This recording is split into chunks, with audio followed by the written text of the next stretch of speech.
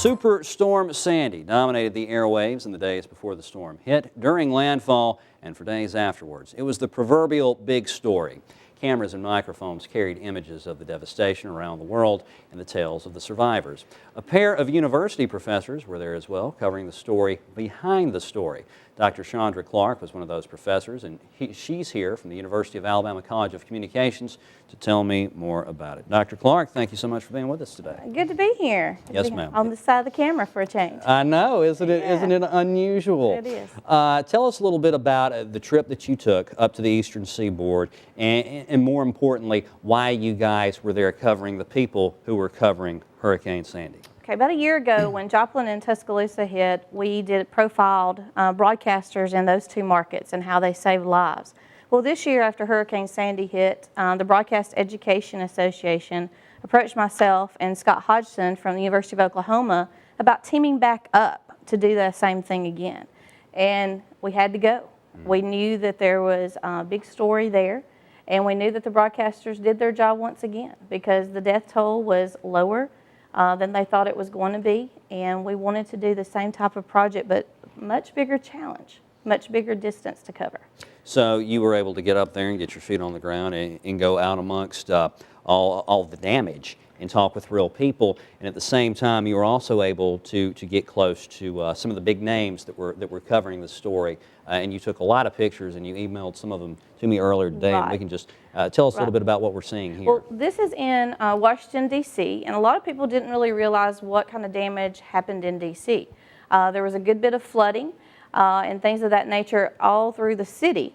So we wanted to start with D.C. and kind of work our way up to New York and New Jersey to make sure that New York and New Jersey had a little bit more time to recover.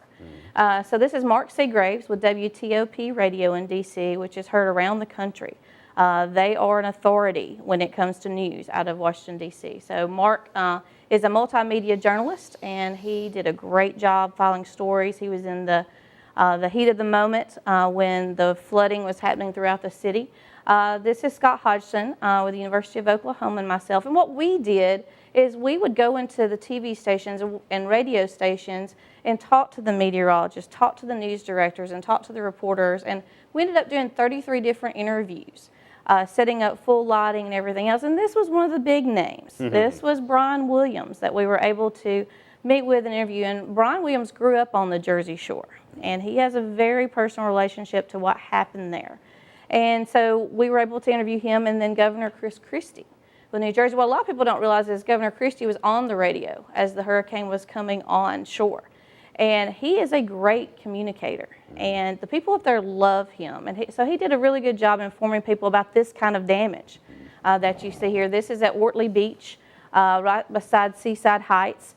And the damage there, everybody was kind of talking about how we wouldn't believe the damage there, and we're like, well, we're from Tuscaloosa. Right. We do understand, and so we were really able to relate to the people that were there and understand what they were going through. And honestly, we did have people cry on us. And this is the freighter in Staten Island that maybe many of you saw on the national news that was a mile out on the shore and got washed all the way up, and it's still resting there. The whole freighter. The whole freighter. Wow. It's huge. And this is a family that we met while we were on Staten Island. The Gotti family and the Volio family had lived there for 30-something years. And 8 people lived in this home that's behind him, and they're trying to preserve. There's the water that came on up inside their home. They estimate that it got anywhere from 15 to 18 feet high. Oh, my goodness. There at their home right off of Midland Beach. And these scenes probably look a little familiar to some people around here because we've had that kind of damage, but flooding damage is a good bit different because you have the mold and things of that nature also that come in. And so one of the things we wanted to do is also make people aware that people there are hurting, and it's cold, it's winter. And so the senior who went with me, Ashley Swafford, on the plane trip back, we were talking about what we could do, even aside from our role for the Broadcast Education Association, about maybe helping one of these families. And would love for anybody who hasn't done so and maybe still thinking about doing something good for a family throughout the holidays or whatever. These people need some basic needs up there. And so we created a website to kind of let people know a little bit more about the story. And they can also email me at chandraclark@ua.edu. if they want to know a little bit more. So we're going to be reaching out to a few people and see if we can get them a little bit of help too. All right, super. Dr. Clark, wonderful job. Good luck with the documentary, and thank you so much for being with us today. Thank you. You can find out more about the important role broadcasters play during natural disasters and times of crisis online at chandraclark.wix.com/Hurricane Sandy.